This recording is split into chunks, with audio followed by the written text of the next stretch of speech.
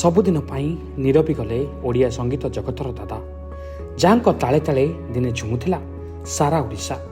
ଦୀର୍ଘ ଦିନର ରୋଗ ସହ ଲଢ଼େଇ ପରେ ଆଜି ହାରିଗଲେ ସଙ୍ଗୀତର ଯାଦୁକର।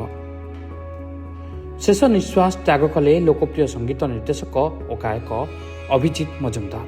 ମୃତ୍ୟୁ ବେଳକୁ ତାଙ୍କୁ ହୋଇଥିଲା ମାତ୍ର 54 ବର୍ଷ। ଦୀର୍ଘ ଦିନ ଧରି ଲିଭର ଜନିତ ସମସ୍ୟା ସହ ଅନ୍ୟାନ୍ୟ ରୋଗରେ ପୀଡ଼ିତ ଥିଲେ ଅଭିଜିତ ମଜୁମଦାର। ଗତ ବର୍ଷ ସେପ୍ଟେମ୍ବରରୁ ସେ ଏମ୍ସରେ ଚିକିତ୍ସିତ ହେଉଥିଲେ। ମଝିରେ ସ୍ୱାସ୍ଥ୍ୟ ଅବସ୍ଥା ସୁଧାର ଆସିଥିଲା। ସେ ଜେନେରାଲ ୱାର୍ଡକୁ ମଧ୍ୟ ଆସିଥିଲେ। ଓଡ଼ିଶାବାସୀ ଆଶା କରିଥିଲେ ଦାଦା ପୁଣି ଫେରିବେ ଓ ଗୀତ ଗାଇବେ, କିନ୍ତୁ ବିଧିର ବିଧାନ ଥିଲା କିଛି ଅଲଗା।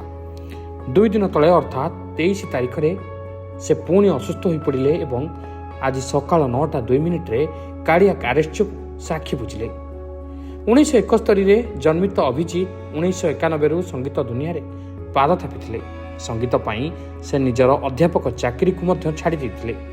ସମ୍ବଲପୁରୀ ଆଲବମ୍ ଧସ୍କି ଗଲାରୁ ଆରମ୍ଭ କରି ଅଲିଉଡର ଶତାଧିକ ହିଟ୍ ସିନେମା ଯେମିତିକି ତୋ ବିନା ଭଲ ଲାଗେନା, ଶ୍ୱଶୁର ଘର ଜିନ୍ଦାବାଦ ଓ ସୁନ୍ଦରଗଡ଼ର ସଲମାନ ଖାନ, ସବୁଥିରେ ସେ ନିଜ ସଙ୍ଗୀତର ଯାଦୁ ଦେଖାଇଥିଲେ। ପୂଜା ଭସାଣୀ ହେଉ କି ବାହାଘର ବରଯାତ୍ରୀ, ଡିଜେରେ ଦାଦାଙ୍କ କଞ୍ଚା ହଳଦୀ ଗୀତ ଆଜି ବି ଯୁବପିଢ଼ିଙ୍କୁ ମତୁଆଲା କରେ। କେବଳ ସଙ୍ଗୀତ ନୁହେଁ, ଟେଲିଭିଜନ ପରଦାରେ ବି ସେ ଥିଲେ ଜଣେ ଷ୍ଟାର ଆଙ୍କର।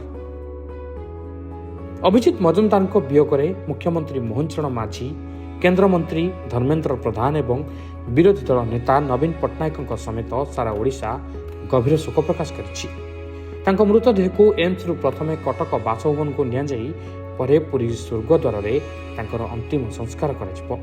ଅଭିଜିତ ମଜୁମଦାର ଆଜି ଆମ ଗହଣରେ ନାହାନ୍ତି ସତ, କିନ୍ତୁ ତାଙ୍କର ସେହି ହଜାର ହଜାର ସଙ୍ଗୀତ ଓ ମଧୁର ସ୍ୱର ସବୁଦିନ ପାଇଁ ଆମ ହୃଦୟରେ ଜୀବନ୍ତ ରହିବ।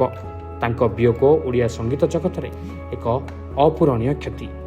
ମହାପ୍ରଭୁ ଜଗନ୍ନାଥ ତାଙ୍କ ଅମର ଆତ୍ମାକୁ ସଦ୍ଗତି ପ୍ରଦାନ କରନ୍ତୁ ଏବଂ ଶୋକାକୁଳ ପରିବାରକୁ ଧୈର୍ଯ୍ୟ ଦିଅନ୍ତୁ।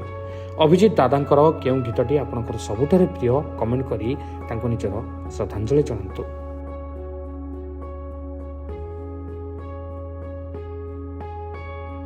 ବ୍ୟୁରୋ ରିପୋର୍ଟ, ସକାଳ ନ୍ୟୁଜ୍।